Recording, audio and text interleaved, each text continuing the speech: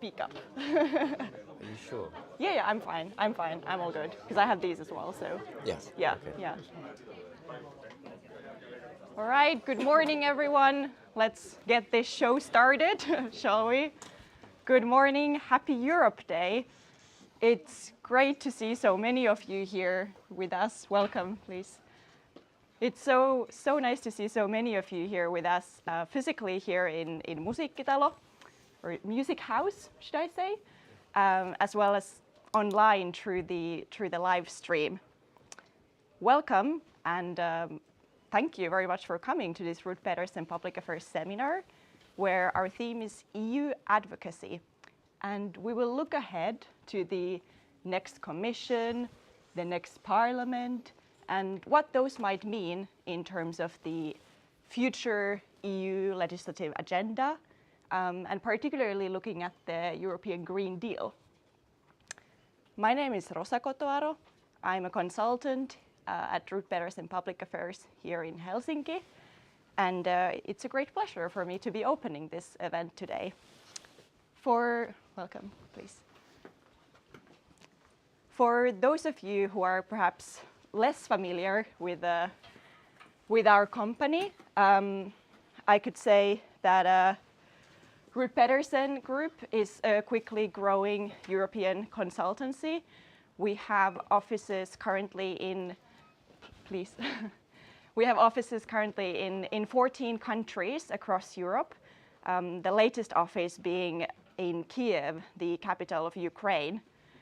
And today we have the honor to have two excellent guests from our Brussels office joining us. So we have Ilaria Lojodice and Peter Vis. So a warm welcome to both of you as well. And I'll give the floor to you in a minute, but before I do that, perhaps a few words about why we wanted to organize this event. Well, we all know that an increasing amount of the legislation that we see here in Finland as well is actually originating on the EU level. And therefore, there's an increasing need to monitor and understand the developments and processes that take place in the EU. And importantly, to understand how we can influence and participate in the discussion in a timely and effective manner. And I think the fact that we have such a large audience here today tells us that this is indeed a highly interesting and relevant topic. And obviously not least because we're heading towards the EU elections, which are held in 1 year or so, in June 2024. So I'm very happy to have here with us Ilaria Lojodice, who is an associate director in our Brussels office. She's very experienced in consulting in the EU energy, climate, and trade sector. And I'm also happy to have here Peter Vis, who has developed the EU's climate policy in leading positions in the Commission for over 20 years. And Peter has served, for example, as the Chief of Staff of the first Commissioner focusing on climate policy. So a warm welcome to both of you as well. And I'm now about to give the floor to you, but I could still say that, dear audience, please feel free to have many questions and comments. We will have plenty of time for a Q&A at the end of the presentation. So yeah, I think we're looking forward to some lively discussions today. So once again, a warm welcome and enjoy. Ilaria and Peter, the floor is yours. Thanks, Rosa. Do you go? Or I go? Okay. So hello, everybody. Happy Europe Day. So Ilaria and I are going to do this together, but I just kick off. I worked for, in fact, over 30 years in the European Commission in Brussels, but for the last 3.5 years, I've had the pleasure of working for Rud Pedersen Public Affairs in Brussels as an advisor, as a part-time advisor. I'm also in a university in Italy. I came from Italy for this event, so the sunshine is there and here, which is very nice, but in between it rained. So anyway, I'm a British person, and that's a bit why I left the Commission when I did. I left before Brexit, just before Brexit. but that's just to give you the background. I have a Dutch name, an Irish passport in my pocket, which enables me to work in Belgium, where I lived for over 33 years. So anyway, a bit about me. Ilaria. Thanks, Peter. Indeed, as you say, next year will be really like a changing over year in Europe and for the EU. I've been working in public affairs for over 10 years in Brussels, in between in consultancy and also the European institutions, actually the Italian panel representation during the presidency of the Council of the EU. And at that moment in particular, it was the year of the changeover between one commission and the other, and one European Parliament and the other. And I could say from a public affairs perspective, really, even if there is this changing of the main institutions, the work won't slow down. And used to say indeed that Brussels in particular is a policy town. That's correct. So there are a number of works that actually are not a cycle, and so not really linked to the work of the cycle of the EU institutions and the policy making. An example is an area, for example, where it's not my area belonging, chemicals, where much work is regulatory. You also here in the European Chemicals Agency. So that work will continue during the changing over here. Mm. And beyond that, indeed, there are also is a year of really decision about the key policymakers, as much as identification of the key priorities that will lead the EU agenda for the next year. And that will indeed create a plentiful of opportunities actually to influence really the process, the people, and their agenda. So lots to a job indeed to keep the pace on. Let me. Actually, the picture was of the European Parliament, I think. Exactly. But it's a bit this, whole part of the story. But just to start, indeed, the appointment of the new Commission will be just one milestone in a roadmap that will characterize next year. The first big milestones that we need to look at is actually the election of the new European Parliament. And whether the election will be later next year, around June, and that the date will vary depending on member states. Really, the work is starting now. Already, political groups are starting to form their manifesto, what will be really the agenda that they would like to bring forward as different political parties. As much as they're looking at nominated what will be the leaders of the different coalition. And that is much important because not only indeed the winning parties will indeed shape what is really the configuration of the next European Parliament, but also because over years it's been introducing a new system that it doesn't have foundation in the treaty, but on the basis of which the winning parties in the European Parliament will actually designate the color of the top job in the European Commission, the President. Yeah. This is a system that, as I say, it doesn't have really a foundation in rules, but is a system that indeed was introduced during the Juncker Commission, and it is much loved by the European Parliament. I find a lot of resistance in member states that loves to have their political hands-free in terms of designating one candidate. Yeah, so indeed the Spitzenkandidaten is the concept that the Parliament sort of advocated for designation of the President of the European Commission.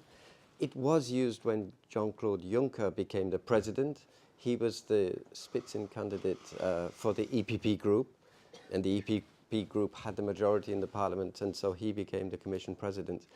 However, 5 years later, the system didn't apply. There were Spitzenkandidates from each of the political groups, the European political groups, but for some reason the European Council, which is the Prime Ministers and presidents of the member states, they meet, they have the ultimate decision-making power, and they chose Ursula von der Leyen, who was a little bit, well, of a sort of surprise candidate, I might say. I mean, she wasn't someone who stood for the election like Alex Stubb was contending for the designation in the EPP group. In the end, the EPP group had, I think, Manfred Weber. Exactly. And then all of a sudden, Ursula von der Leyen came in. And there were really consequences of that.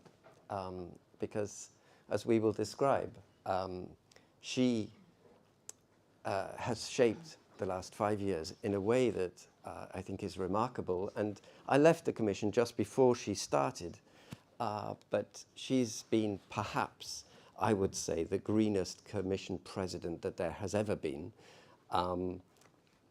And she isn't, of course, from the Green Party, she's an EPP, but it just shows, and it's a point we will make again, is that the political groups in Europe are quite broad churches, we say. They have quite a spectrum of opinion even within them, so hence the interest of who it is, because it can be someone who's got a little bit of their own individual perspective on things. So we move on. Ilaria. Which indeed leads us to some reflections on how the next European Parliament could look like. These are just based on polls, so take it with a pinch of salt. Polls are just polls. But I think it confirms the trends that we already saw during the last Parliament of the fact of really like shrinking of what is like the grand coalition of S&D, Renew, the Liberals, and the EPP. And moving more and more towards like an increasing share of seats for the Conservative, which according to these polls are really like closing the gap with the Liberals, as well as increasing like both right and left the seats of the extreme. What this could mean in terms of really not only configuration but also impact on policy and advocacy on the European Parliament. Once, I mean, we saw that already in the past, an increasing tension between the main political groups, the S&D and EPP. And on main votes, especially in climate and environmental policies, both parties looking more towards their left and right wings. S&D trying to align more and more actually with, yes, the Liberals, but also the Renew, but also more and more with the Greens in terms of political line.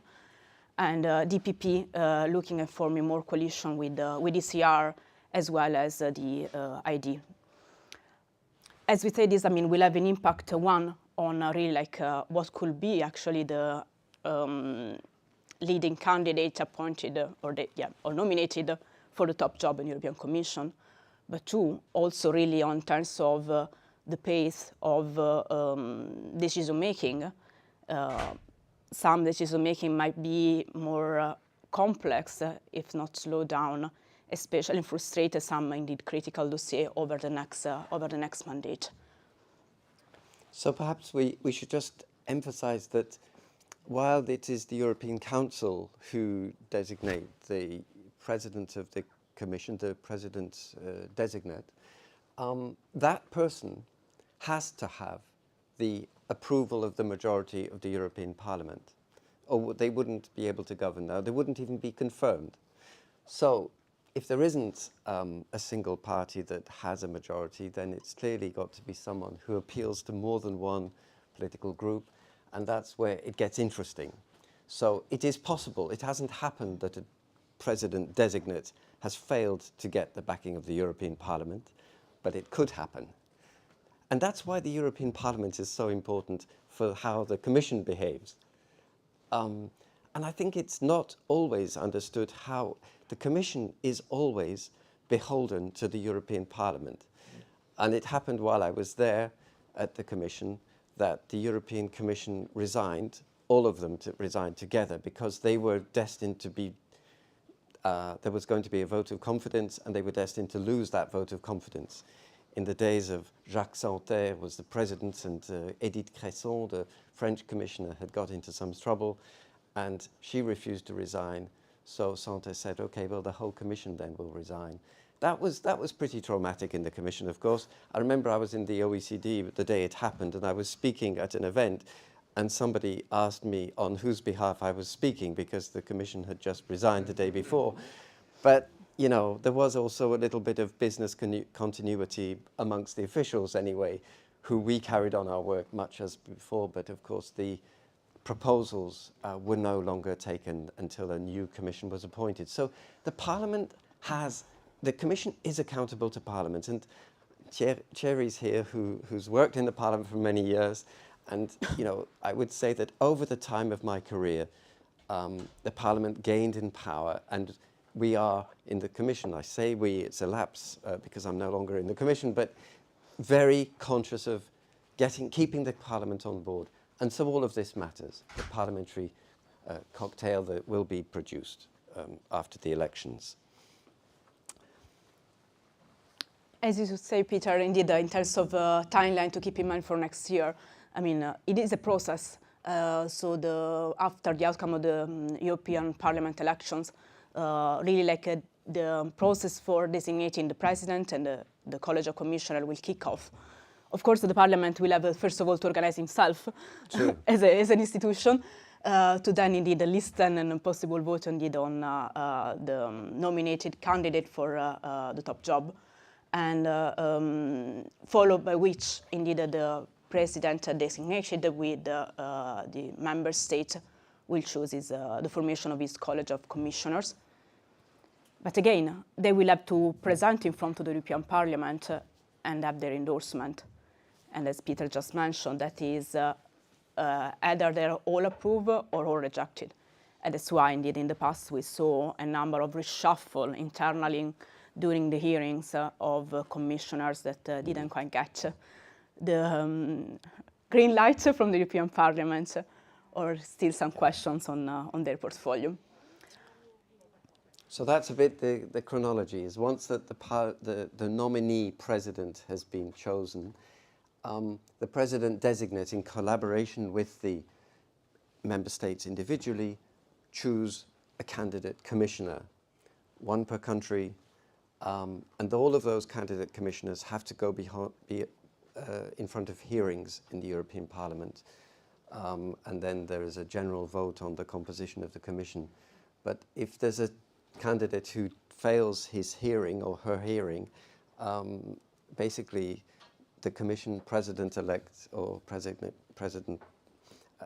is told, well, you better choose somebody else. So, you know, it's happened a few times that commissioners have been replaced as they've gone through that hearing process. So by this stage, the president is confirmed, but the team he or she has around them is still in formation. And it's obviously there are criteria like gender balance, which are very prominent. And so there's a pressure on the member states to, you know, if there are too few women, which has been the case, then they're asked specifically to propose a woman candidate, for example. So it's a very exciting time in Brussels, I'll say, and probably in the European Parliament too. I mean, the Commission, we're all holding our breath, wondering. And that's why there's a bit of a pause in the making of legislative proposals.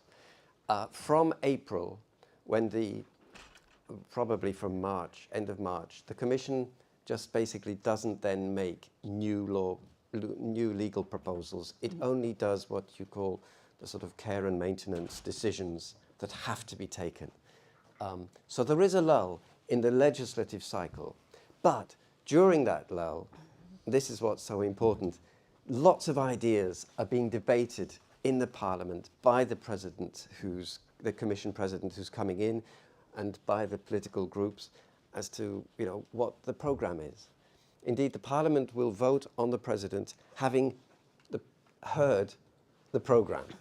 So I would say that in July next year, the president would normally go to Parliament and explain their vision of the next 5 years. And if Ursula von der Leyen's experience is anything to go by, that is super important.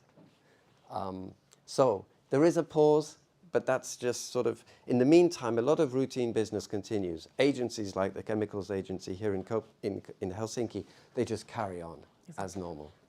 So from a public affairs perspective, there's lots to do anyway. But yes, sir, yes, please.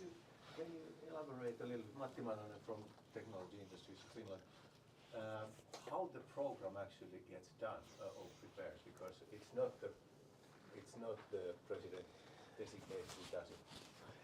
Well, yeah.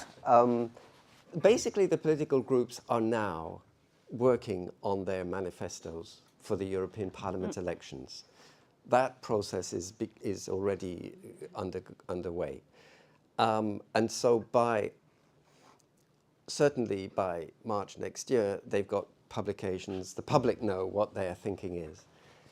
But as the graph showed of all the political parties, no one political party is likely to have a majority. So you've got to start merging manifestos, I think. And it's the cocktail, it's the coalition negotiations, which you should know only too well now. They're going on in Finland. That sort of process has to happen in very short time scale at the European level. But I would say that it is the Commission President designate who is a little bit the chemist mixing the cocktail, or the barman and barwoman. They're taking elements from the different groups' manifestos. Of course, they want to primarily be loyal to their own political group, perhaps, but they won't. That's not enough. So it's a very, I would say, rather rapid and not very accessible process. But whatever that president proclaims as being their program is a bit what the parliament then votes on. And the parliament and the president will feel pretty committed to that. For example, I give an example. When Ursula von der Leyen came to the parliament last time in July 2019, she said she would introduce a carbon border tax for imported goods that had produced pollution in the country of their production on entry to the EU. She said she would impose a carbon border tax. Full stop. In September, when the Parliament came to vote on her formally, she had slightly revised the terminology she used, because in the meantime, the Commission people had been briefing her, and she didn't call it a tax, she called it a mechanism, because she was told, but if it's a tax, we need unanimity amongst the member states, we'll never get that. So she changed it from tax to mechanism, and she added the proviso that it would have to be WTO compatible, because that's what the Commission's DNA is, that we work multilaterally with member states. We don't do stuff which is contrary to international law. I mean, if we did that, we'd be digging our own grave, if you like, in the Commission, because we are not a global multilateral organization, but we are an international organization composed of 27 member states. So those two little caveats were pretty important. It has now been decided in law. In fact, tomorrow, I think the Parliament and other institutions sign off that particular regulation, that there will be a carbon border adjustment mechanism. So it's going to be on the statute books, which is remarkable, I think, because it was an idea that I and colleagues were very skeptical about. But the Commission's an obedient civil service, not perhaps the easiest to manage, but when the President committed to it, she hadn't asked the permission of the departments in the Commission whether she could. She said she would. And so the question that the Commission officials were basically, they were not asked whether, they were just told to do it, And indeed it's been done, as I thought it would be. Once the decision's made, the know-how is there. But it's an example of how things evolve. And of course, when the proposals were made, there was there was no question about whether there would be a carbon border adjustment mechanism. Politically, that was decided, but there was a question about what products it would apply to. So if you'd only applied to one product, saying, well, you know, we'll try it with this one product, that would have been a way of making it very small. And of course, there was several products decided to be covered by it, and the Parliament added a few during the legislative negotiations. So it's just to say that it's a dynamic, but the fundamentals are coming from the top as it should be. Yeah. So I stop there, but it's just I like to illustrate with examples. Next time it might be something else that evolves like that. Peter, this leads us actually really to the core. Well, this is why I think 2024 is such an important year. Because it shapes the next 5 years program in the Commission. And it isn't all going to happen in 2024, which is why I'm glad I'm talking to you now in 2023, because the next, you know, I'd say from the summer, people are very actively going to be thinking about that process to be shaped.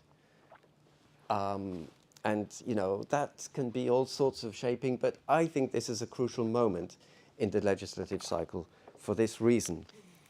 And I'm glad that we've been invited to talk to you about it already now, because honestly, if it was this time next year, you'd be getting in too late. And of course, it's not going to be micromanagement. You can't sort of say, oh, Peter, you know, I want there to be an ability to harvest trees of a certain size in our forests, a diameter of 50, 60, 70 centimeters or whatever, you know, I don't know. That's too detailed, but there's got to be, the orientations have got to be formed, and that's what I think is so important, shaping agenda. Now look, this is actually, the process I'm describing for 2024 has to be adequately prepared. And this graph comes from an impact assessment that was done in 2018, and the Commission and Parliament changed last in 2019. And what that did was that impact assessment basically calculated that it was economically feasible, or rather, technically and economically feasible, to be net zero in 2050 from a climate change emissions perspective. And that has been the flagship objective of the European Green Deal that Ursula von der Leyen was given a mandate for, reducing emissions by 55% by 2030 and net zero in 2050.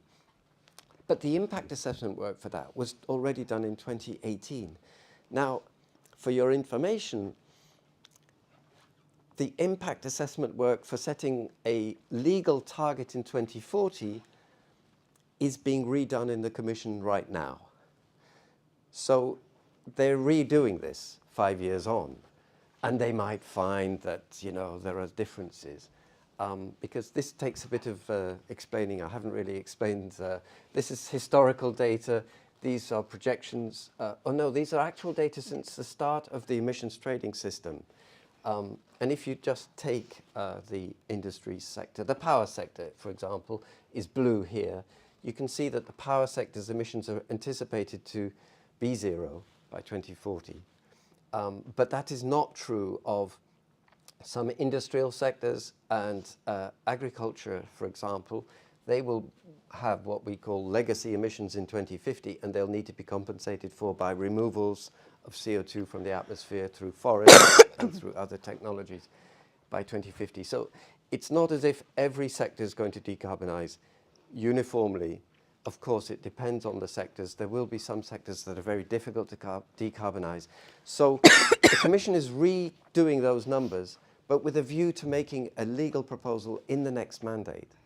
There'll already be next year a communication by the Commission that will present this data and perhaps suggest a range of climate target for 2040, and they might, for all I know, go beyond 2050, might go to 2060, and we will start expecting to see net negative emissions beyond 2050.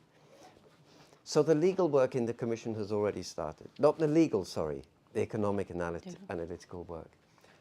And that's why I like to show this slide, because it dates from 2018 when everyone was asleep. But the Commission wasn't. Okay. Now this is a really hard bit. Yeah. And we can talk about it in our Q&A. Because of course, I'm not the president designate, and I'm not going to be. And I don't know what they are. But what does my informed opinion, what is my informed opinion of what the future will look like in the next 5 years? Well, of course, there is the most striking thing about the last 5 years is the extent to which unforeseen events happened. The European Green Deal did indeed happen, but then COVID came, and that took some solving. And then there's this horrible war in Ukraine, which is also, as of now, unresolved. Now, in my opinion, the first and foremost issue in the next mandate will be Ukraine and the enlargements that will probably start but not be concluded in the next 5 years. But you know, there's going to be a very, whatever the result of the war, Ukraine is going to be at the top. So for me, it's a while since it's been the case that we've talked so much about enlargement. I was, of course, in the Commission in sort of the run-up to the 2004 enlargement, which was a big one. But it's gone a bit quiet on the enlargement front in recent years, but now it's coming back. And it might not be full integration into the EU immediately. There might be sort of halfway status. I don't know. But the other day, a Balkan leader was saying, because they've been applying for some years to join the EU, do we have to start a war to be noticed? And you kind of felt they were making a point that is, you know, the Ukraine has got to the top of the agenda because there's a war. Nobody wants there to be wars. So, you know, we've got to think about, of course, Moldova I haven't mentioned, but that's also very much a vulnerable country. So the partnerships with Africa, I add because on the renewable energy front, for example, we're going to perhaps be needing more renewable energy interconnectors with North Africa. But of course, migration flows is also there because in the country I know best, that's the euphemism, by the way, in Brussels for the country you come from. I come from Britain. Migration was a very major issue in the Brexit referendum. And I think it does have an impact in many member states today, from north to south. And you know what it's like in Finland. I don't know so well, but you know, in Italy it's a hot topic. So my feeling is there's going to be talk about that as a very high priority. And I noticed that in the Commission's latest senior appointments, the best people are being moved to the neighbourhood DG, one of the best people, I think. Strategic autonomy is another topic I would say is going to be high on the agenda. What is it? It's a bit of a Brussels jargon term. And some people, like Alexander Stubb, who is my boss in Florence, where I work, he's actually he signs my mission orders and things. He doesn't like the term strategic autonomy, but it's a term that is used in Brussels quite a lot.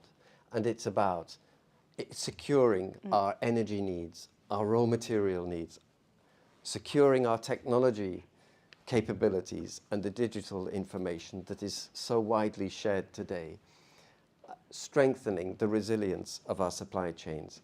That's the story, and that's a story that connects the energy portfolio with the industry portfolio, with the digital portfolios, and these are all high priority areas. So I sort of put it under the strategic autonomy heading, but there could be other things. This is only my guess list. It's not even a wish list. I mean, I would wish everything were possible. But there might be something here, something big I've forgotten, and you you pick it up if I have. I'd say that economic growth is never to be forgotten. One of the cliches we say in Brussels is that when the economy goes bad, Europe goes bad. The European integration concept goes bad, you know. And it is my experience when I was Chief of Staff to Connie Hedegaard, the Danish commissioner for whom I worked for 5 years. We were just at the Commission she was there from 2010 until 2014. In 2010, the European economy and the European countries' finances were falling apart. Greece was literally on the edge of default and were bailed out on successive occasions due to the financial crisis that ensued in the region of sort of 2007 to say 2011. There was a crisis, and we all felt it. And I and Connie were told, look, these are difficult times. Could you just wait with your green agenda? And we just said, no, we can't. And we were a pain because we never gave up. But we had to be smarter than that. We couldn't go too in your face aggressively towards saving the planet because people were just not focused on it. But we tried to do it in more subtle ways, talk about jobs and growth and linking the two. And I think in the 5-year mandate that we had, we made very good progress, but it wasn't always very visible progress. We kept our heads down, but we were trying to push ahead. So a question about this. There are many large fundamental systems in our world that usually have sort of stabilizers. They stabilize each other, like our climate and energy system and global economy and things that keep peace and energy and so on and so on. And usually when you see crises, it's like one thing going off skiers. And what we're seeing today, I think, is many of those things going off the skiers at the same time, and they will be pushing others. Do you see people in Brussels understanding the sort of dynamics, how these systems sort of push each other, and looking at this sort of big picture whole, not in the sense necessarily in the sense of being able to immediately be able to do anything about it, but at least having a sense of that's what all this is about. Look, I think the word polycrisis is used nowadays because so much seems to be related to so much else.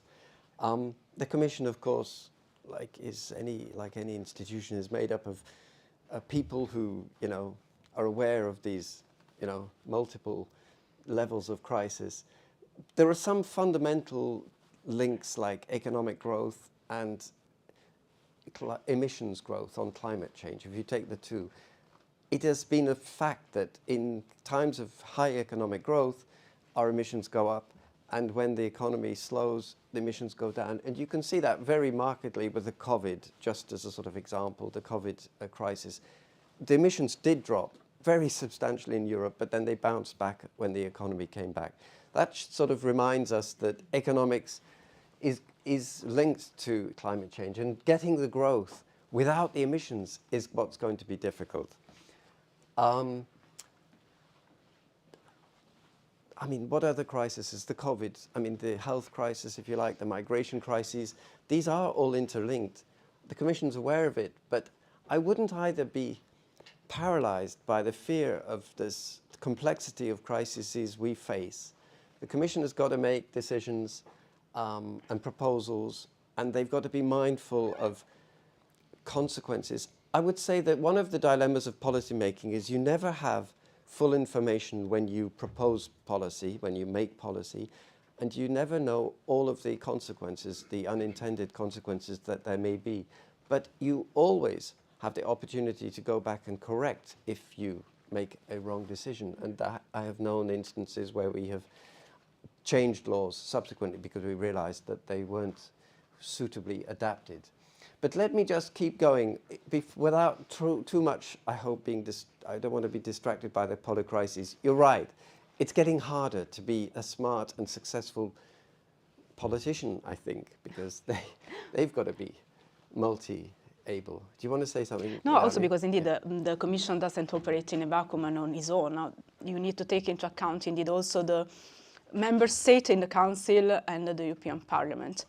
And so it's like a multiple layer complexity, if you wish. And we all will wish that indeed the economics could guide the policy, and is what we are aiming for. But in the end, there are indeed then also political decisions to be taken. I mean, I'm coming from a country that has endorsed one of the Commission proposal under the 5th of 85 CO2 standards for cars and vans, and then afterwards reverse is the decision together with Germany, considering how indeed the political momentum was changing also in the country. I think politics is messy sometimes. Yeah.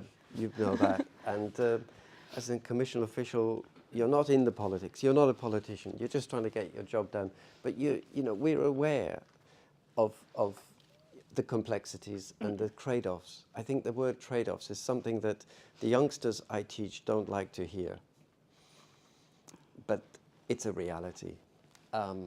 So there are trade-offs. We have to make compromises. We can't do everything straight away.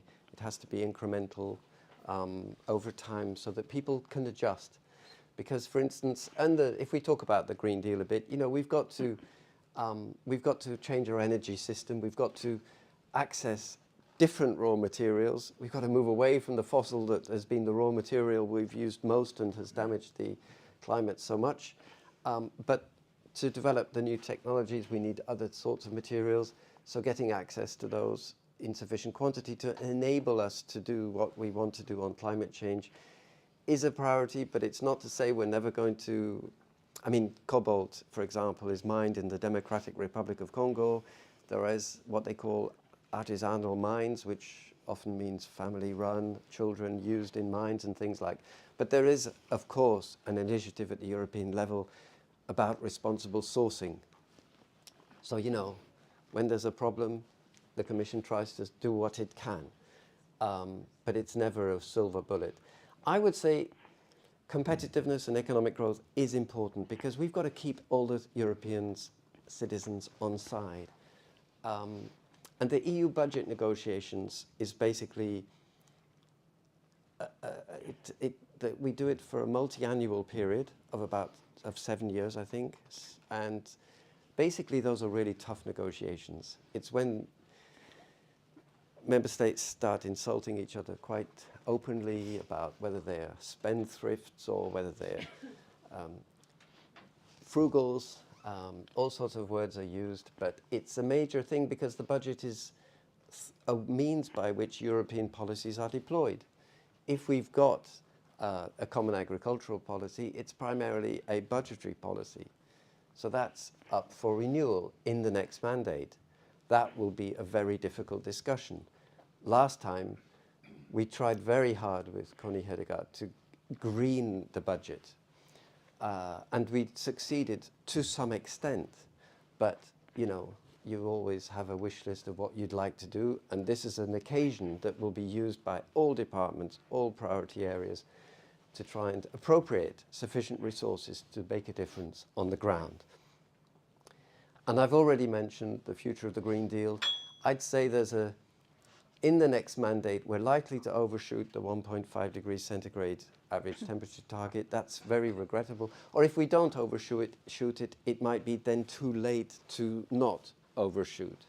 The overshoot might take place a bit after the next mandate. But this, at the moment, we're in a sort of game of no one wants to admit that this is going to be unattainable.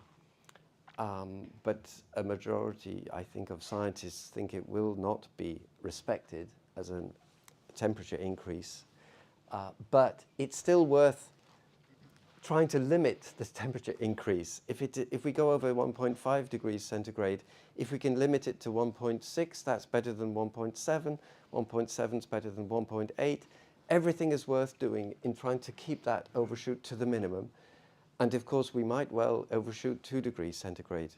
which is for longer, it's been the sort of reference temperature increase that we've considered sustainable by the end of this century. When I say sustainable, it's not really sustainable, but it's actually the moment after which dangerous effects of climate change will perhaps be exacerbated very significantly. Anyway, I think that's enough. Can I have one comment on that? Because I think there are kind of various clocks counting the time till 1.5 and it's about 6 years now. So it would be at the end of the next commission. Yeah. Is there any, I mean, should it be in the agenda how to mitigate the impacts of the overheating? Because actually you can see it already quite well in southern parts of Europe at least. Yeah. Well, generally most of the effort at the European level has been put towards mitigation, that is to say, to reducing emitting gases into the atmosphere, but not adapting. Adapting to climate change is something we're going to have to do. And the European Union just does do what it can in facilitating the exchange of best practice. There's a database so that cities and countries can learn from each other. But essentially, adaptation is infrastructure built at local level, and it will depend on the circumstances of the location. And so basically, it's something that the European Union doesn't do much of, apart from making the member states make an adaptation plan, and of course providing some funding for infrastructure and help like that. But the decision to build flood walls in my home city of York in England, where I come from, and I can see the flood defences being deployed over time. We're too far away in Brussels to say what a city or what a region of a country should do. But adaptation certainly is a major thing. But it's primarily the member states and perhaps even the subnational level that will be deciding what to do, where to deploy the money to adapt. And there are so many ways in which you can adapt. I know that in Paris in 2024, the Paris Olympic Games is taking place. And they're making provision in the city for extreme heat during that period. And they're actually preparing cooling houses, sort of big warehouses where people can go and get cool. I mean, that's a very anecdotal thing, and it's temporary. But it's adaptation, because they never know that there would be a heat wave, 30, 40 degrees centigrade in Paris. Some people will be in danger of having serious health problems. So they're trying to think about it, and it's costing money. But that's an anecdote because it's temporary. Flood risk, climate, drought risk, these are things that are happening repeatedly and more pronounced in many parts of Europe. So we move on, but we focus in the European institutions more on adaptation than more on mitigation than on adaptation of climate. Someone else, sir, you have a question. You better talk loud because there's people online who are listening through that microphone. So maybe I can. Thank you, sir, for a very, very interesting presentation, and then we are delighted to have you here. Of course, I am Kimmo Järvinen. I work in Brussels. Nowadays, I work for the Swedish steel company called SSAB, and this all is very relevant to us. Having said this, I think most of this audience, being Finns, they already have subscribed all of what you first presented here. Yeah. So Finns are very rare species in Europe in the sense that we agree on what was presented in your previous slide. So we don't have that problem. But we have a very specific problem in Finland, and that is how to solve and how to implement all of these nice things that the Commission has put forward.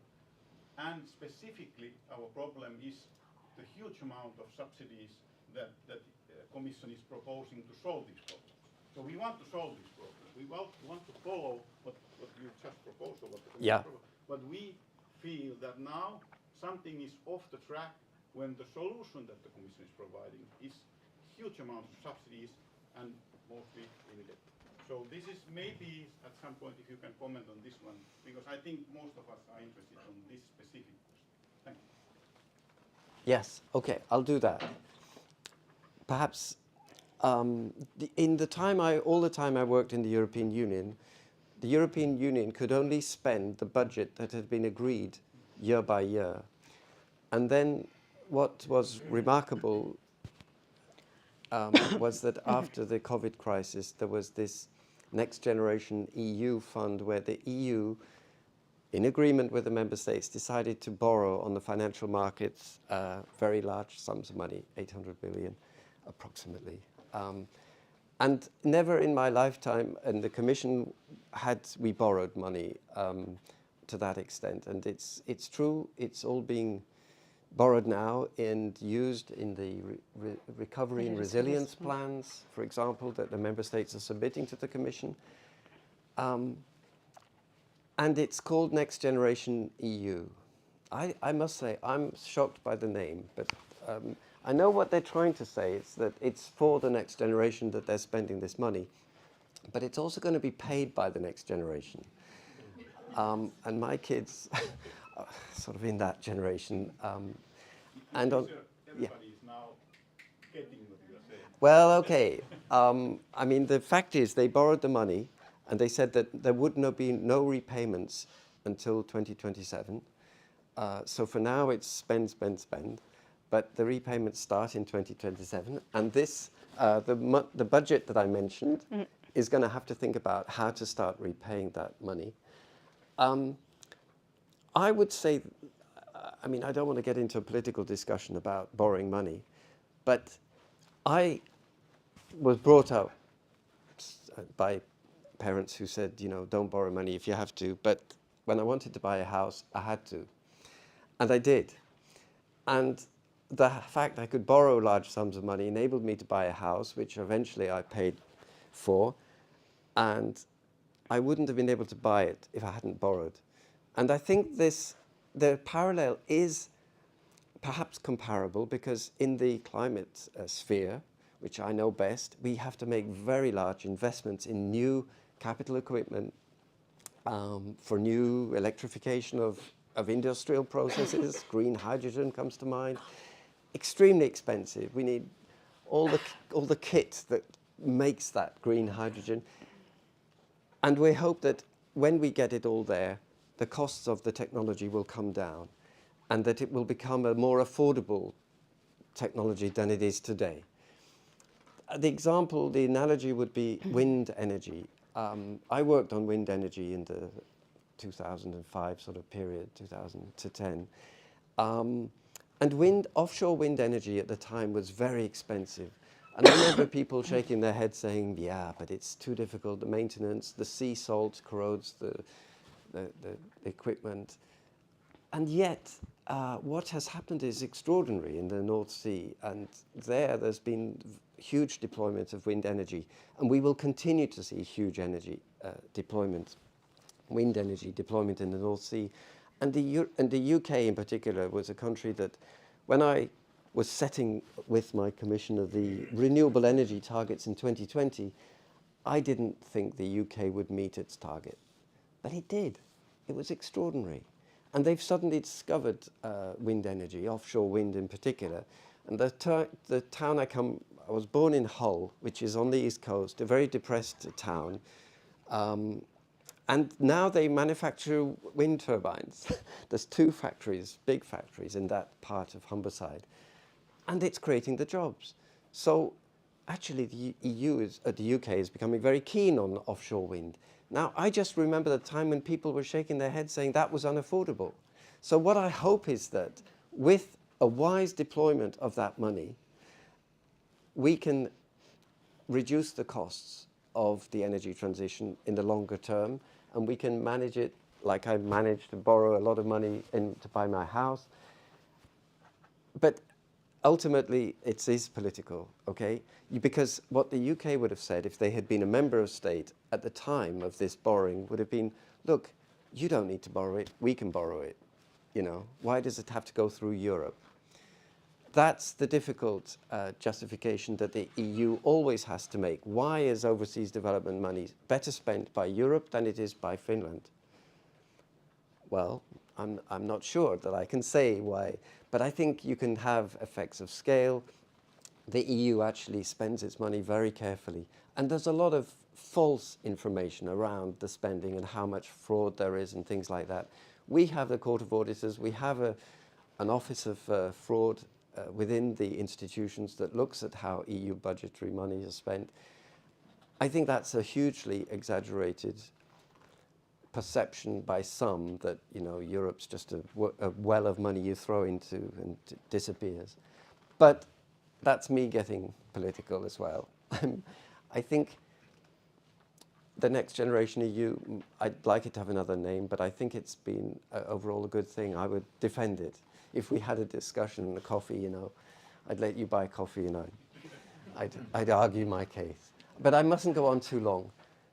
I wanted to have a slide on the energy and climate portfolio because that's what Ilaria and I work on in Brussels. We're making some very ambitious climate commitments right now. They're in law. We've just passed all the emissions trading revision. It's all decided.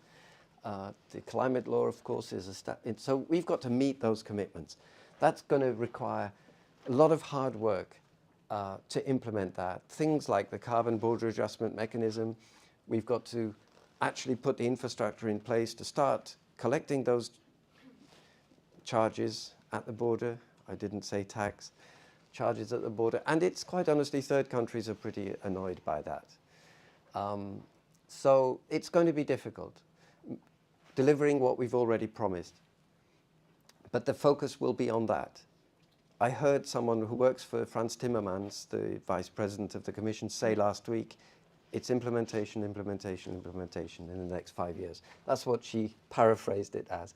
I think cost efficiency has also got to be prioritized because I think you can meet a target expensively or a bit more affordably. And I think it depends rather how you do it. I favor things like economic instruments, a certain flexibility. And some people in Brussels think the word flexibility is a dirty word. I think it can be done well. I want it to be done well if we have it, but I think flexibility is sometimes something that should be talked about more as a good rather than a bad. But that's me. I'm sorry, you know, I'm not in charge anymore and I never really was, but, you know, I think you can make a difference, by the way, as a commission official, just as you can as a parliamentarian or as a staffer for a parliamentarian. It's amazing the difference individuals can make.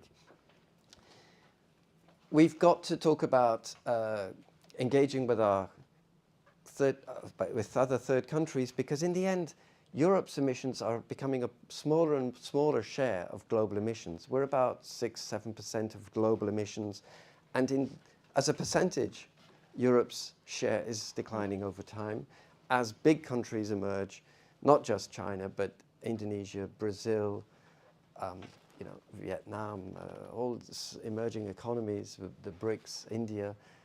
India's emissions are actually about the same as Europe's now. But of course, per capita, India's are much lower, but India's going to overtake us. So, you know, we've got to engage with our global partners, perhaps spread some of the good things we're doing, try and suggest they do similar. Carbon pricing, for example, is a case in point. We've got to use the EU budget and the resources we have in the EU, such as the revenues from the emissions trading system. Those are not part of the EU budget. They go straight into the member states' pocket. And they're very substantial, these revenues. So I think we should talk a lot about how they're being spent. Finance, I think, will be important, and getting the multilateral institutions, multilateral financial institutions, all spending money in a climate-compatible way. No more financing of fossil. Basically, that's what the European Investment Bank has committed to, and then the Ukraine crisis has made them have to sort of invest a bit in natural gas, but they hope it's only for a short time. I put agriculture and forestry here, not because I'm in Finland, but I would want it to be in a slide that I give in Finland. But I think this is a hard-to-abate sector, the agriculture sector. Globally, it's a hard-to-abate. And as people develop in other countries, they tend to be eating more meat products. And livestock farming is one of the hardest to decarbonize. But I think also the European Commission thinks of the agriculture and land use sectors as being carbon net zero by 2035, not 2050. So that's an ambitious target, which isn't, I don't think, yet in law, but it's communicated in a communication that that's what the Commission is minded to do. And of course, what they might do in the next mandate is make a legal proposal requiring the land use and agricultures to be net zero by 2035. Now, I have heard there is already a law that's just been passed that has a really long name. And for those of you who are into detail, it's called the Land Use Change and Forestry Regulation, LULUCF. And that's going to make member states increase the store of carbon in their forests.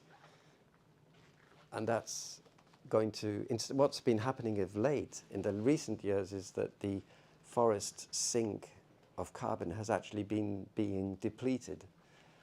And that's, the Commission says, has got to stop. So instead of reducing the storage of carbon in forests, it's got to increase. So if you're a forest industry, that's going to be a challenge. And I've already heard that Finland's going to have to work hard to meet that commitment. But it's one of those things that has been enacted and which the Commission will have to be ensuring is implemented. So look, that's lots of work for the next Commission without adding the 2040 target that I mentioned earlier. So that's probably enough as well. So what's the next slide looking like? I've already said the President of the Commission's imprint is significant. And as I've said, the EPP is a broad church. For the last 20 odd years, there has been an EPP President of the European Commission. Barroso, Juncker, and then von der Leyen. I don't know whether the next one will be as well. But in any case, what von der Leyen and Juncker showed is that within the same political group, there are different shades of green or blue or whatever you colour. You know, there's just a spectrum of views. The European Parliament, too, of course, has a major role in shaping whoever it is who's making their programme for the next 5 years. Because in the end, the President of the Commission is the President of a coalition. The member states don't all nominate the same political group as the President. So in practice, there is all representatives of the different parties. There are Green members of the Commission. There's EPP, there's Socialist and Democrat, S&D, and Renew, the Liberals. Those are all, you know, they're all sitting around the same table and they all decide things collegially. They very, very rarely vote. Yes, sir. Thank you. Hang on a second, sorry. I will give you the mic so they can hear you in the stream. I think I'll take this one if you mind. Sorry, Ilaria. Do you mind just holding this so they can hear you on this? Okay, thank you. Jussi Seppälä, Strategic Communications, Hopia Sepät. A question related just to that, to the composition of the future European Parliament. Yeah. And political predictability, or rather unpredictability. If I may, an anecdote. 2004, I worked as the EU correspondent for the Finnish TV in Brussels and of course in Strasbourg. Yeah. And you recall what happened with Rocco Buttiglione. Yes.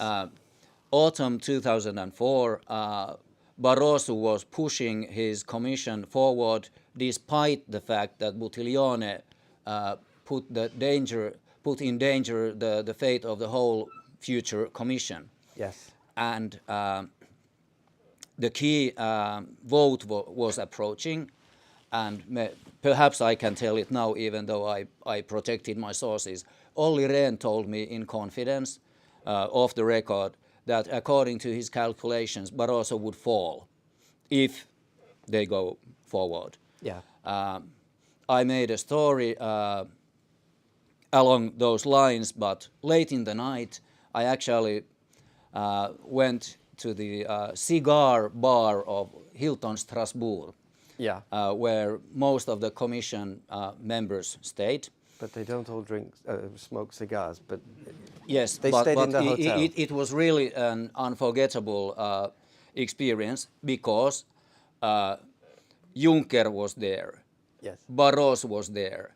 They were smoking cigars, they were sweating, they were at times yelling, and they had their top guys with their phones constantly speaking.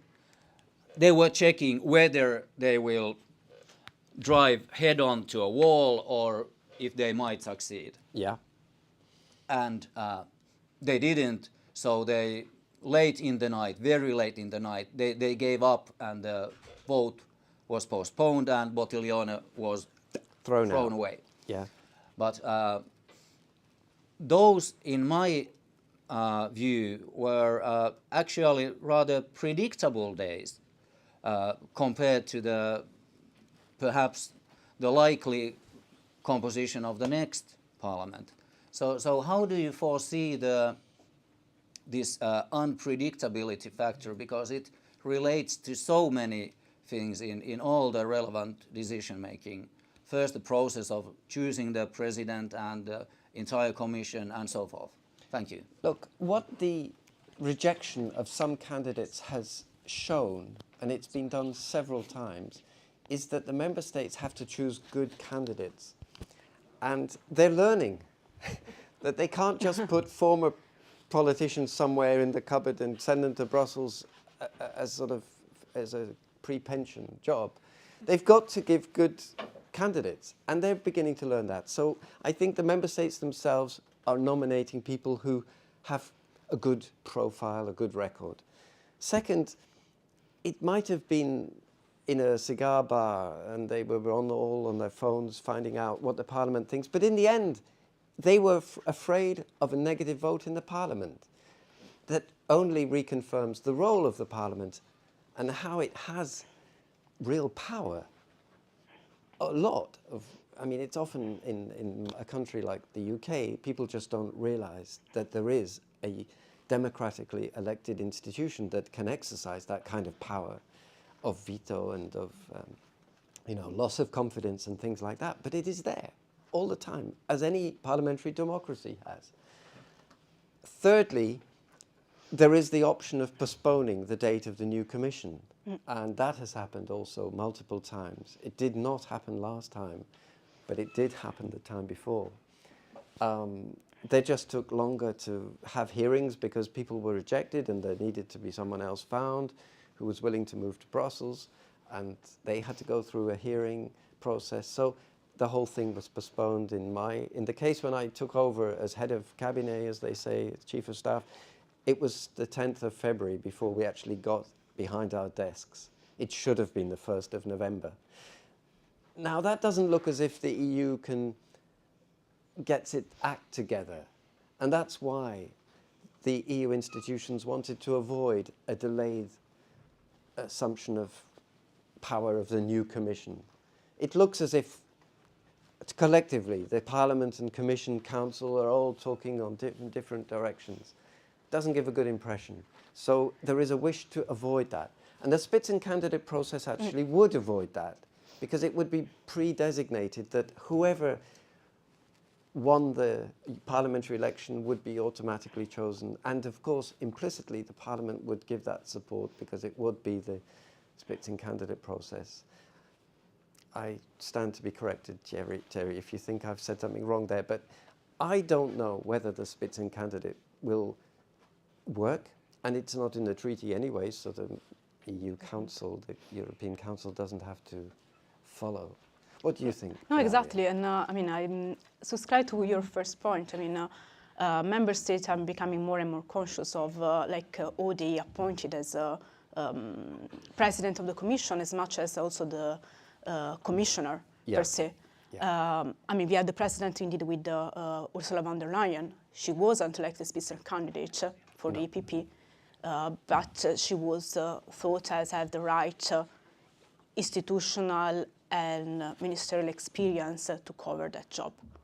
Yeah. And another point is indeed de facto the process and the discussion happen in Brussels, but in the end a lot is influenced by what happened at the national level, and from what came also from the capital.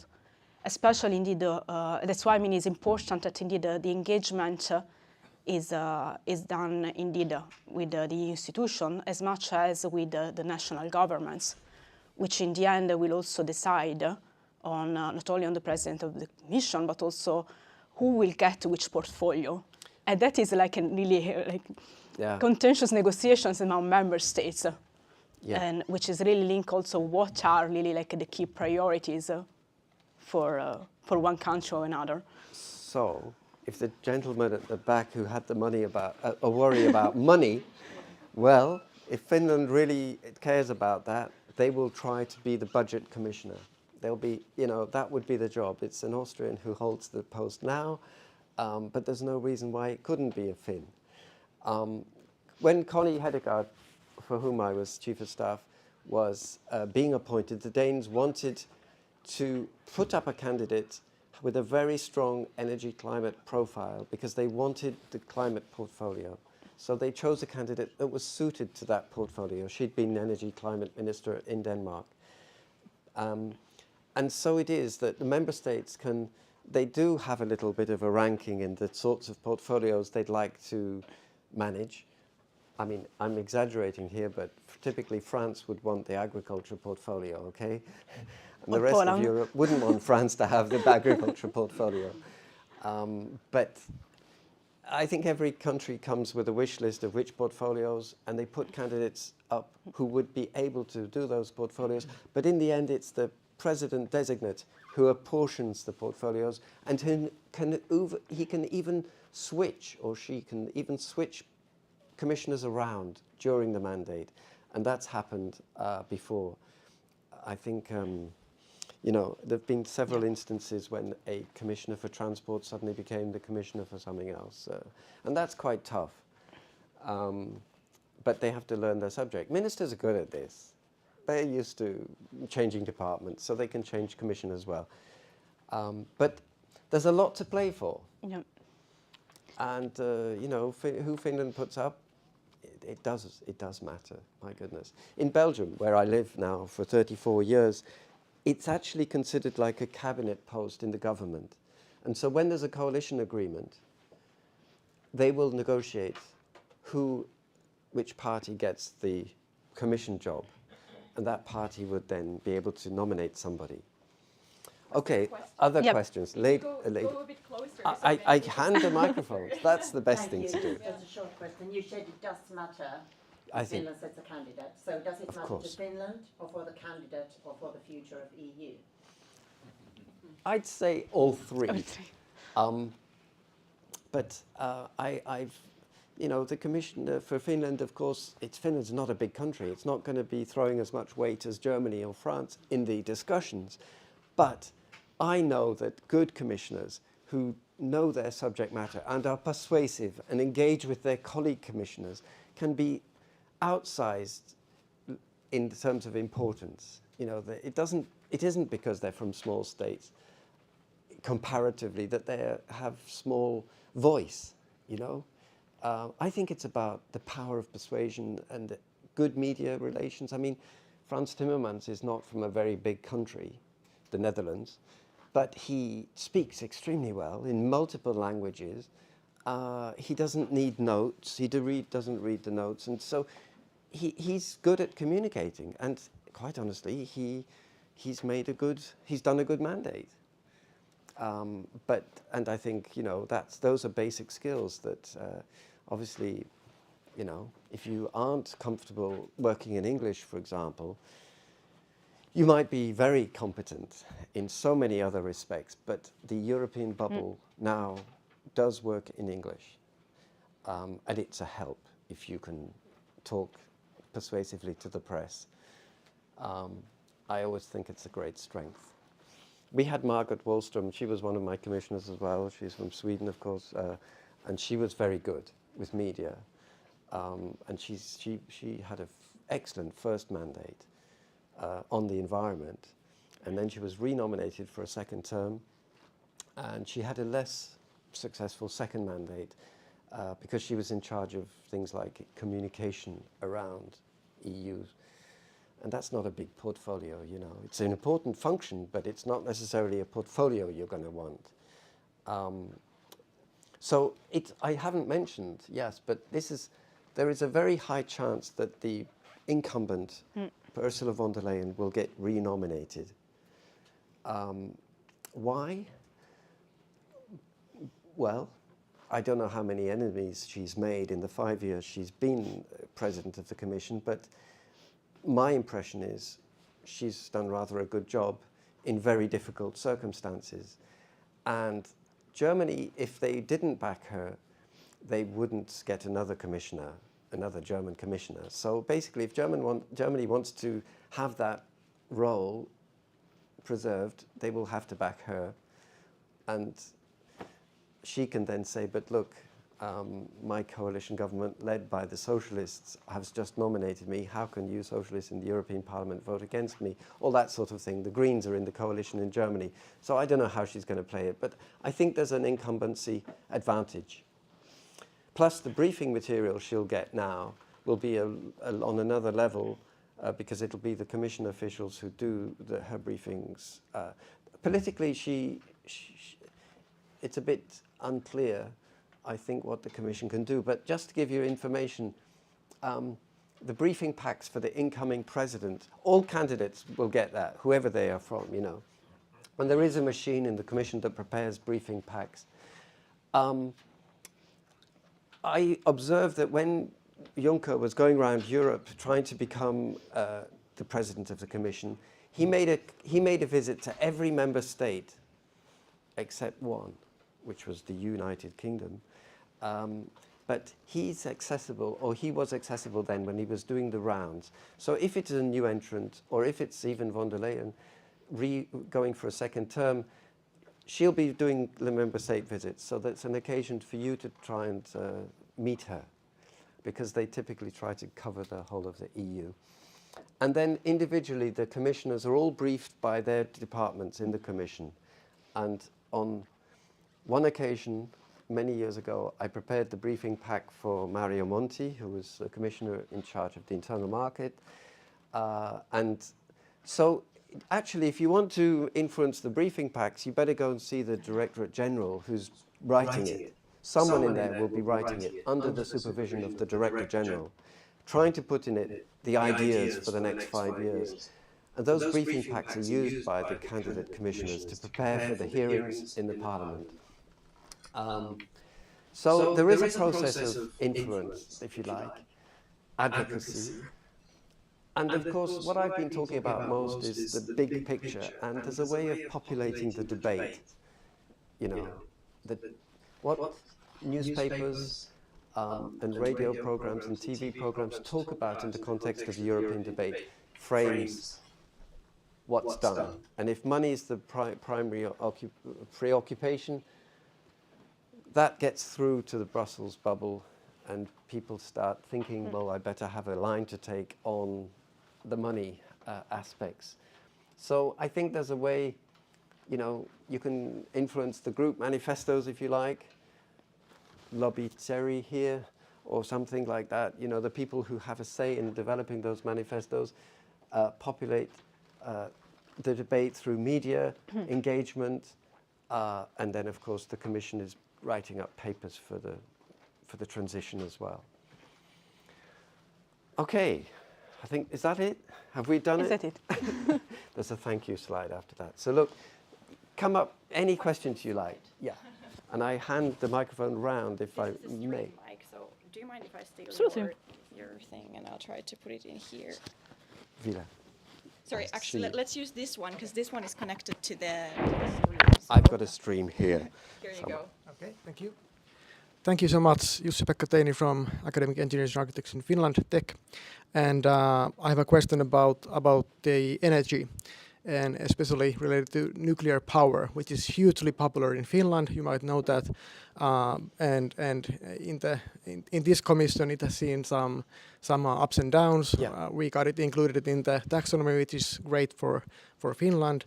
But I guess even though we won some battles, the war is not over. How do you see the nuclear energy's role in the next commission? And yeah, Look, thank you. it's complicated nuclear. because we have some member states who are furiously opposed, and we have some who are very pro. And, you know, it gets into the taxonomy, which of course is controversial. There's a whole debate now about whether it's got to be green hydrogen or clean hydrogen, and the clean being inclusive of nuclear. The Commission people try to stay out of that political debate, and in our simulations, in the graph I showed you, or the background analysis that is done by the Commission, it shows the nuclear contribution to the energy as remaining fairly constant through to 2050, if you look at the data. And I would suggest you do look at the data. So the Commission services accept that it's there, that it's going to continue, and they try not to take a position on whether or not it should be used or not. I think it's a question of cost. And there's a trade-off between cost and reliability, variability. The big downside of renewable energy is its variability. There are moments when the wind isn't blowing, the sun isn't out. What do? Nuclear doesn't have that problem, unless, of course, there's a water shortage, which in France has had a major impact. And I know in Finland, the nuclear power is close to the sea more, so it's perhaps less vulnerable to that particular aspect. But there have also been problems of a more technical kind in France. The welding, after decades of use, the welding has proven to be in need of replacement. So nuclear has its problems, and the waste problem, of course, is one that's pending. And I would say it's about costs that the future of nuclear will be decided, not about the European debate. And I think, to be honest, in the long run, renewable power will be able to overcome the weakness of variability by storage, perhaps battery storage, or a storage in other medium. Perhaps, I don't know, ammonia is thought of as storage of hydrogen, and I just think the costs of that will be so cheap that nuclear is going to become too expensive, probably. But of course, the small modular reactors, maybe that changes the game again for nuclear. I don't know. But the Commission is, I would say, agnostic. Although within it, you can find people who are pro and people who are anti. I'm one of the pros. I mean, at least I would argue that many more people die of coal-fired power stations than nuclear power stations. But of course, there can be disasters. And I can tell you that in Fukushima, I was in the Chief of Staff role. We were on the same floor as the Energy Commissioner, Oettinger, and he said to the press, the situation was out of control, and my goodness, the press went wild because he'd said those words. It was a big disaster for sure, but I think now, you know, I wish there were more nuclear in Europe and less coal, if I may say, from a climate perspective. Yes, sir, right at the back. I'm going to... I'll go with okay. this. Don't worry. And forgive me, Bit of a journey. you've both had a turn before, so anyone else who puts up their hand will be prioritized. Yeah. The lady there will be prioritized. Mikko Sarela, Engineers and Architects, Finland. A quick question about China. How will there be sort of changes in how these sort of relationships with China are handled, sort of whether it's sort of Commission-led or individual country-led, as there's been some mix-ups and other things happening in the past few years and so on. So what's the sort of future of our relationship in that side?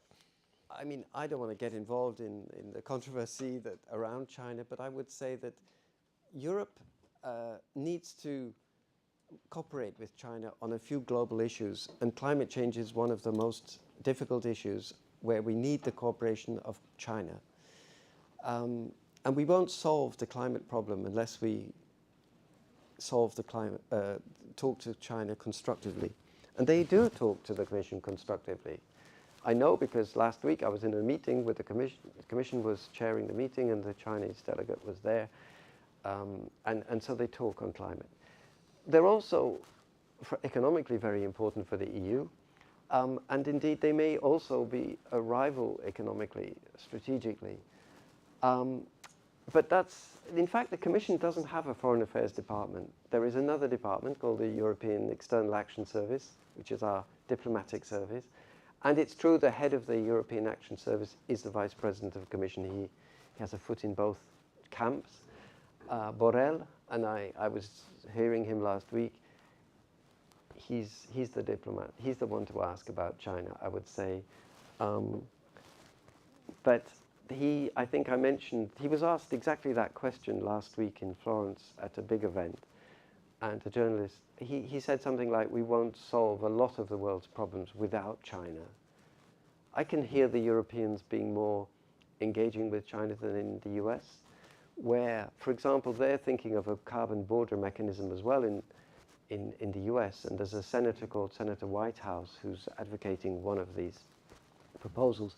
And he says, the reason why we should have a border adjustment in America is that it's bad for China. Now, what a rationale. Doing something because it's bad for someone else. But apparently that's the discourse you have to take in America for getting things done. There are other proposals in the works in America for a border adjustment mechanism as well. We've got to reckon with China. It's remarkable, if you look at the emissions of China, how quickly they've gone and how high they are. But I don't say more. You'll get me into trouble.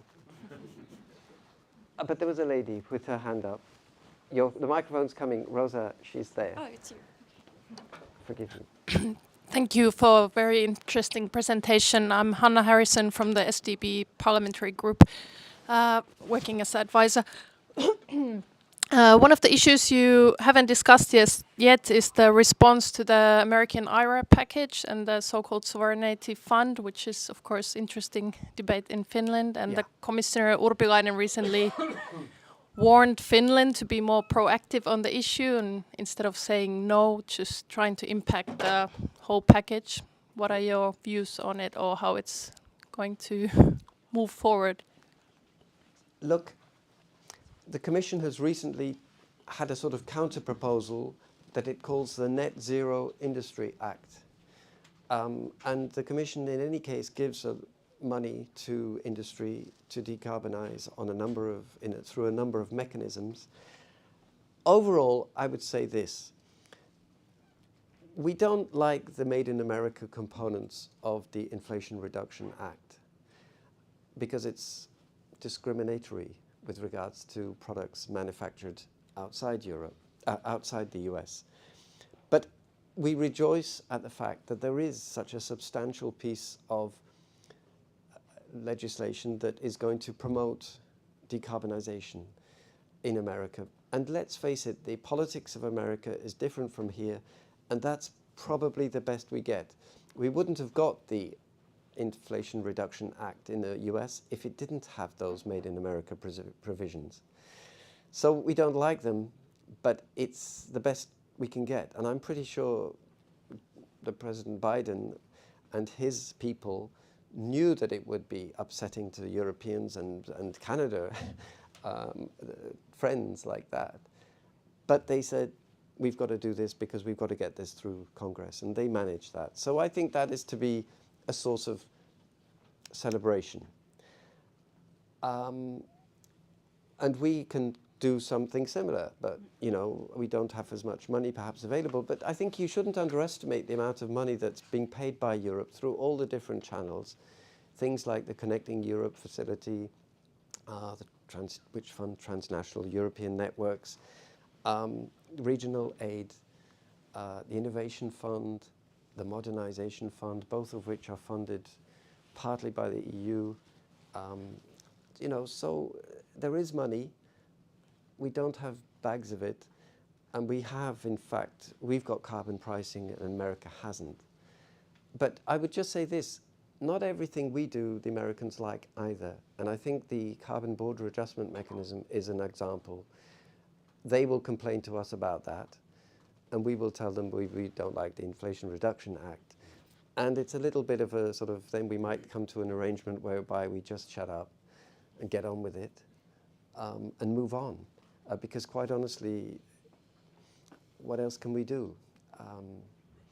So Inflation Reduction Act, I think I would see it as positive. I think Franz Timmermans sees it as globally a very good thing that America's engaging internationally as well in the COP process. And that could all, of course, go very badly if the president were to change and someone climate skeptic come back. That would be a problem globally. We still have time for a couple of questions. Yes, this gentleman did have his hand up, but there's people there. We give priority to first-timers. Yeah. And then we probably have coffee outside, if you don't have time. Yes, please. Thanks. My name is Teppo Sakinen from the Finland Chamber of Commerce. You mentioned that this commission during this mandate will give the communication on the 2040 targets, and the next commission will come up with the legislation. Yes. But do you expect there to be a big overhaul of legislation, like a Fit for 2040, similarly to Fit for 55, or is it more just setting the targets? Right. I think the 2040 legal proposal will probably be somewhere on that trajectory that I showed. I don't think there's going to be a radically different figure coming out. But I think from memory, the 2040 reduction in greenhouse gases was going to be in the region of 87% those are reductions compared to 1990. So 55% reduction by 2030, and I think it was 87 by 2040. Now that might sound shockingly ambitious to some of you, but I think that's where the straight line goes. And so it wouldn't be, it wouldn't be a ground-shaking change of direction or anything like that. It would just be the logical consequence that we've got to be ambitious. I mean, as I said, Peter, I don't expect like a complete change of direction and complete overhaul and new Fit for 55 package stemming from the 2040 target. Is it true that setting the 2040 target that will trickle down on what are the main instruments of the climate policy, so the ETS, LULUCF and emission ESR, so that may entail perhaps a revision of what are also targets of how to fit into getting to the 2040 targets? My feeling is that the mechanisms for emissions trading, for instance, would not change drastically. The architecture, the policy architecture, there are components in place now. There's emissions trading, there's its extension to buildings and transport from 2027. There is the land use change regulation. That might have targets for 2035 and 2040. That's the new element of target setting that might appear, because that would be the logical follow-up on the communication the Commission's already made about that particular land use sector. But I don't think it would be as wholesale a package as the Green Deal has been. This so-called Fit for 55 package, that was extraordinary. I think it was 14 legislative proposals, and they were added to subsequently, all going through the sausage machine at this, in parallel. It must have been, it was huge. And I just don't think that even if von der Leyen stays, her focus is going to be delivering what she promised and achieved in her first mandate. And if we do that, we'll be well placed to go to 2040, but there's still time. I would say we're not going to see so much emphasis on the Green Deal next time. It's going to be about delivering what we've already committed to, and the emphasis will be on the budget, on enlargement, Ukraine, and perhaps this strategic autonomy, resilient energy systems, resilient raw material access, resilient technology access. There was another question there, right? Yeah. But it's guesswork, I'm not a politician. Hello, I'm Jukka Leskela from Finnish Energy. Nice to meet you. And thank you very much for your excellent wrap-up of the situation, especially the themes, possible themes for the next mandate of the Commission.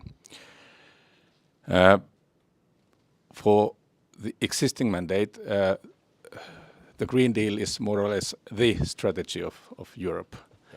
the growth strategy and the climate strategy altogether, and it worked very well until the world changed. Yeah. First, we saw that the raw materials are being handled with China. Then Russia started the war, also the energy war, and we had the energy crisis, energy prices up, and then the IRA that you just answered. So all big other economies, well, Russia not being big economy, but big power in politics in any case, they more or less changed the whole thing. And obviously, your analysis is excellent. It was very good. I hope we can get these slides later. So we have these foreign policy issues with our neighbors. We have the autonomy issues and growth issues and so on. But you said it just a minute ago that the American policy is different from European. Yeah. I feel that European is very good in regulation, but there is a huge trade-off between autonomy and competitiveness. Yeah. And for me, when I looked at your slide, it created huge concerns on will we be winners with this kind of strategy, because if we start to be imagine something like digital autonomy or technological autonomy, it doesn't come through regulation. We need very strong innovation and industrial policy. We would need a very strong free trade foreign policy from the EU, but you didn't mention them at all. Well, I should have done, quite simply, because there is an industrial policy, and the industry commissioner, Thierry Breton, the Frenchman, is, he's an entrepreneur himself, and he's tried to have a strategy. And I can see that as an area of expansion in the next commission. Free trade, certainly, it's in the DNA of the EU, but not naive trade. And we've been perhaps a bit naive in the past. But I think that, again, the Commission is not over naive, and we're going to have to start becoming perhaps more industry friendly than we have been in the past. But the regulatory framework that exists in the climate and energy space is, I would argue, it's a transition, it's an enabling framework. This is a transition. This means moving away from a lot of things and starting different things. And that's, when we get to that transition, when the transition is sort of in its mature phases, there will be jobs and there will be opportunities, and we will have technologies. I mean, we all hear the example of Vestas as being the biggest offshore, or biggest wind turbine manufacturer in the world, and its origins are in the shipyards in Finland, in Denmark that were closed. We are transitioning, and that is not without pain. But quite honestly, when it comes to carbon pricing, which is something close to my heart, I worked on it for a number of years, we are correcting a market dysfunctioning, which is not to price the externalities caused, the effects of climate change. Basically, we offered previously free waste dumping in the atmosphere. But it wasn't free. We all had to bear the consequences. So what we've done is we've made there be a charge for emitting into the atmosphere, which is quite high, 85 euros a ton of CO2. But that's because we are correcting a mispricing. Because it isn't free to society, but industries were previously able to do it with impunity. And the trouble is, in the United States, they still can. That's what worries me. We've got a palette of instruments, a toolbox, which I think has been developed over 25 years. What worries me most is that the US doesn't have that palette of instruments. And as long as the US doesn't do it, China can hide behind and say, well, hang on a minute. they can point the finger. In fact, China does have a carbon pricing system. The price is about €8 a ton of CO2. So it's not comparable with the EU price, which is 85 euros. The China system only covers power generation at the moment. And the China system has had problems with data accuracy. So there's a lot to do, but they're trying. And they know what they can do, and they're watching, and they learned from, to some extent, the mistakes as well as the successes of what the Europeans did. But carbon pricing, by the way, is being extended across many countries now, and lots are looking at it as possibles, including countries like Ukraine and Western Balkans. And to me, that's something that should be done more widely, but it's certainly a problem that some jurisdictions don't do it. But I don't think I don't think that can be an excuse for us to not do it. And remember, some of our industry is flourishing with that carbon price. Maya, I took it, an energy company. I was not proposing anything like that. Oh, well, okay. Well, I mean, I'm defending it, if you like. What I'm trying to say is that this regulation may have costs, but we may also have big benefits. And some of our energy producers are decarbonized, and they're thriving. So let's rejoice at that success. Perhaps one quick question and one like to the point type of answer. Yes, okay. Here you go. Yeah. Thanks a lot, and thank you. It's lovely to see you, Peter, here in Helsinki. Wanted to come back to the domestic, to the Finnish discussion at the moment. We're a bit in trouble with our EU obligations on the LULUCF sector. It has come as a surprise, maybe, because our projections seem to have not been really accurate. But there's some discussion here that perhaps we just continue business as usual and we don't do anything about it because the problem is so big that certainly this will, at the European, we will just lobby the Commission to redress. So what do you see are the potential at the moment, or how likely do you see that the Commission will start backtracking from existing legal obligations on the LULUCF or effort sharing side? That's a tricky one.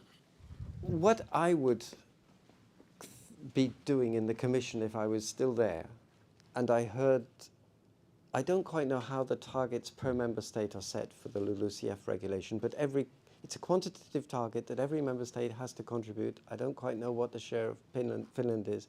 But to me, when there's targets per member state, I would argue that there should by necessity be flexibility so that one member state might make an arrangement with another and they do it collectively, the flexibility I mentioned earlier. I don't know the specifics of the Finnish situation, but I imagine there are other countries that have a potential to plant new forests or perhaps manage their forests better, and that maybe there should be a dialogue between Finland and those other countries.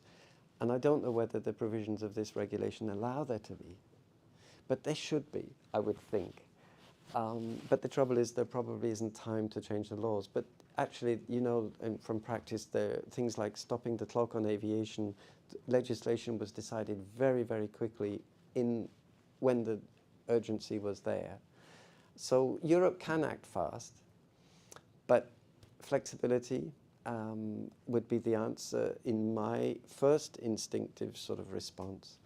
And then lots and lots of effort by Finland as well.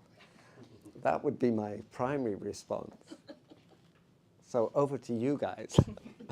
And I better stop. Did you want to add something to the... Would Okay, you? we're fine. Yeah. Well, I'm afraid we have to finish here. We will still have some time to mingle over coffee here if you want to stay. Thank you, Peter and Ilaria. It was very insightful. And thank you, dear audience, as well. So nice to have so many of you here. Thank you, and see you soon again. Thank you all for the questions.